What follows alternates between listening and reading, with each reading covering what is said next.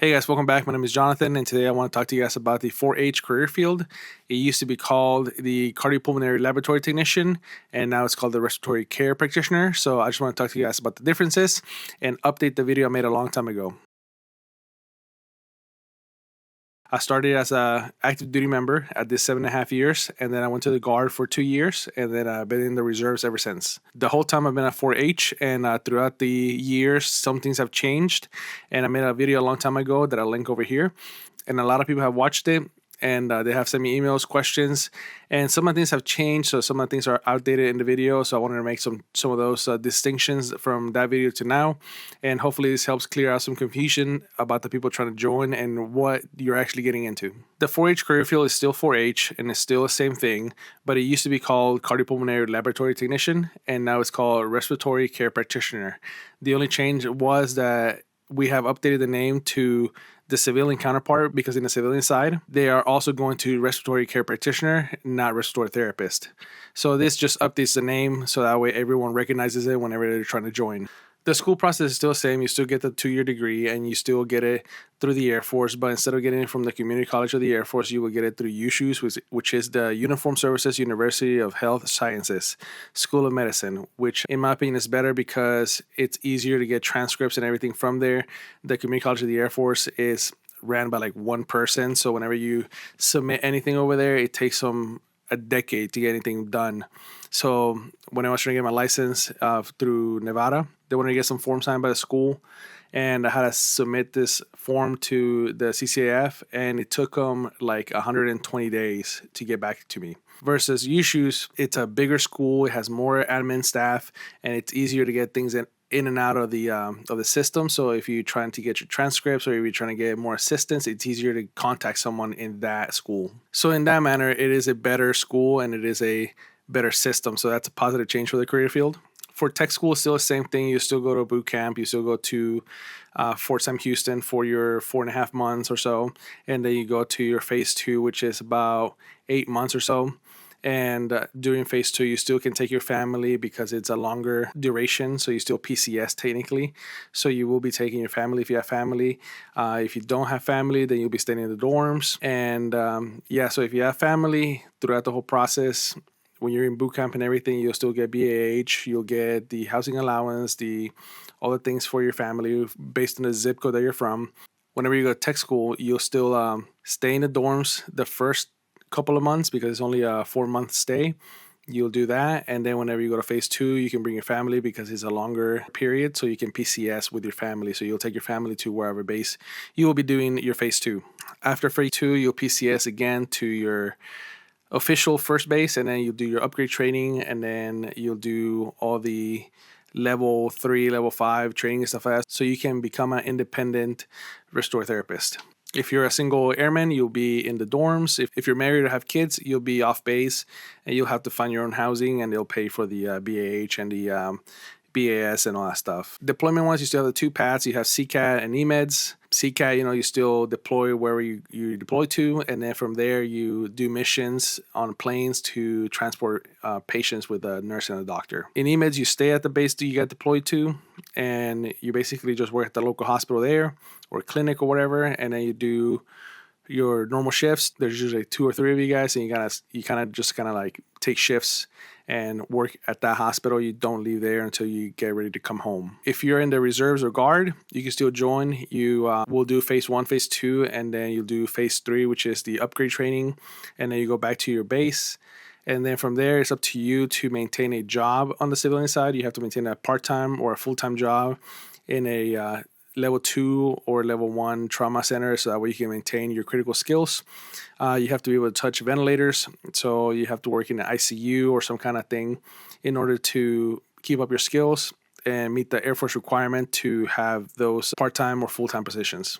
If you have a respiratory license already and you're trying to join, then there is a process now where you can turn in your license. So you talk to your recruiter sends the license to the schoolhouse approves it, and then you go to boot camp.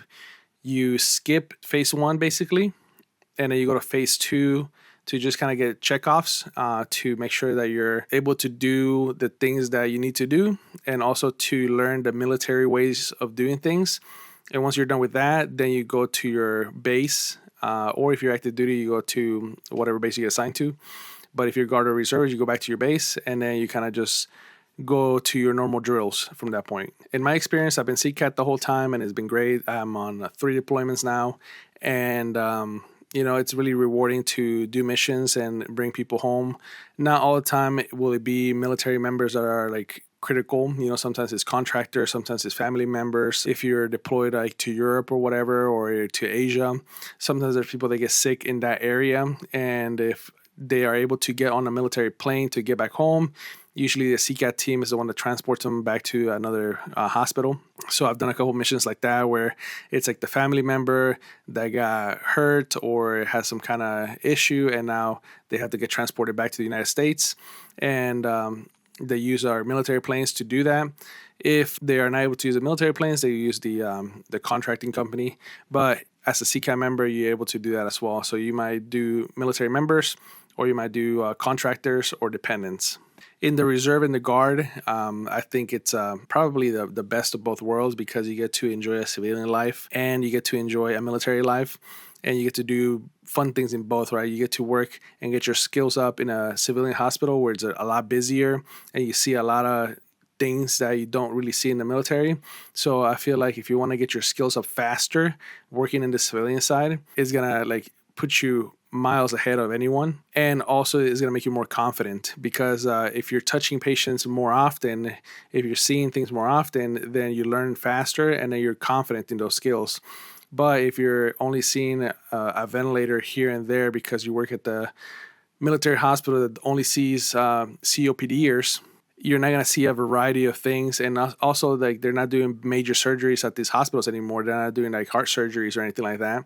So you don't see like open heart surgeries. You don't see other things that like cath lab stuff as often. Working in the civilian side, it really expands your knowledge and your skills. And whenever you get to do military stuff, it's kind of cool because you get to do like training exercises. As a reservist, I have done more training exercises, and I have done more flying that is not deployment related in the reserves than in the active duty side. When I was active duty, I left the base maybe like a couple times. But with the reserves, I'm doing it as often as I want, because there's volunteer opportunities, and as long as the other people want to go with you from the base, you can take as many assignments as you want. You can do manning assist. Sometimes like Japan, Alaska, or some other bases are short staffed. So you can go 4 months or 6 months to those bases and work over there, get your military points, and then come back home and do your civilian stuff. The guard is a little bit different. They get to do a lot of military stuff also, but it's kind of harder because in the guard, the budget is not allocated specifically for CCAT. It's kind of like allocated for the whole base, and then the commanders kind of like dish out the money. And if they want to spend more money on pilots that year, then the medical side suffers and you don't get to do as much fun stuff.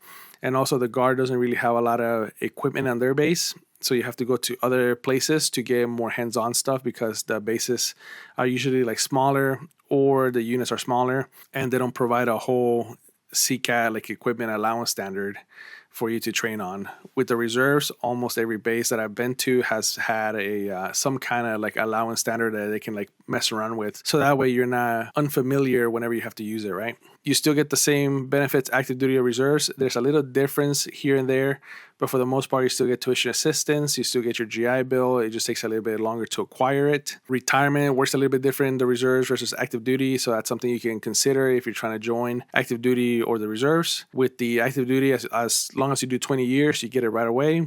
In the reserves, you do 20 years of duty time. So 20 years doesn't mean 20 years. So it could be 21 years, 22 years. If you if you had a bad year or something like that along the way, that year won't count towards your retirement. So you have to do an additional year to make up that year. So even if you do 20 years, you still don't get it until you're like 59 and a half. And you can bring it down a little bit based on how much active time you have. So the more you volunteer, the more things you do active duty wise.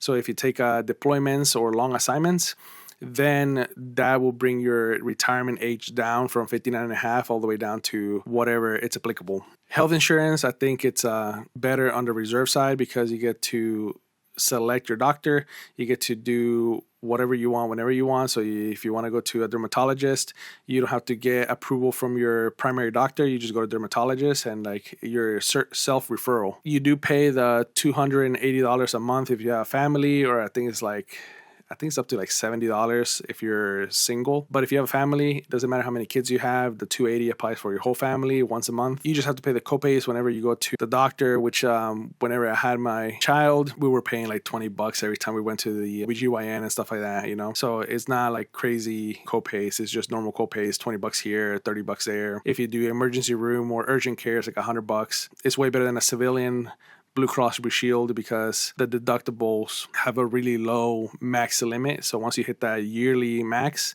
everything else is paid for. The basis for the 4-H career field are still the same. You still have the same active duty bases as the previous video, and you still have the ability to find reserve bases and guard bases throughout the whole United States. So pick and choose which base you want to go to and apply there, or go active duty and they'll tell you where to go. Before, it was optional to have your RRT. You could get your CRT and then you'd be okay, but now it's required to have your RRT as soon as you graduate. So whenever you finish the program, you have 6 months to take your RRT, and most people are getting it before they even hit the 6 months because they give you the practice exams and all that thing. So take advantage of that. Just get it done as soon as you can, so that way you don't have to think about it anymore. Another rumor that's been said here and there is about getting a warrant officer. So the Air Force has brought warrant officers back into the Air Force, and they have started with some intelligence or cyber career fields, and they're testing it out. And then after that, it's supposed to expand into other career fields, and apparently we're supposed to get it. It's been said for years at this point, so I wouldn't hold my breath and be like, oh, I'm going to join and be warrant officer.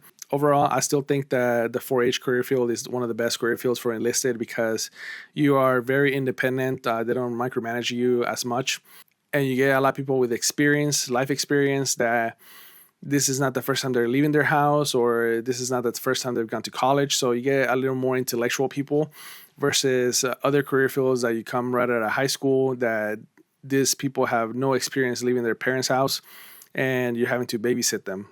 I hope this video has helped you out to see the differences from the other video to this video and how the career field has changed a little bit, but not really. If you have any other questions, put in the comments below, send me an email. I'll answer it as best as I can. Like and subscribe. And I hope this video has helped you make a decision of where you want to go with the enlistment, if it's 4-H or if it's another career field. And I hope to see you soon. See you on the next one.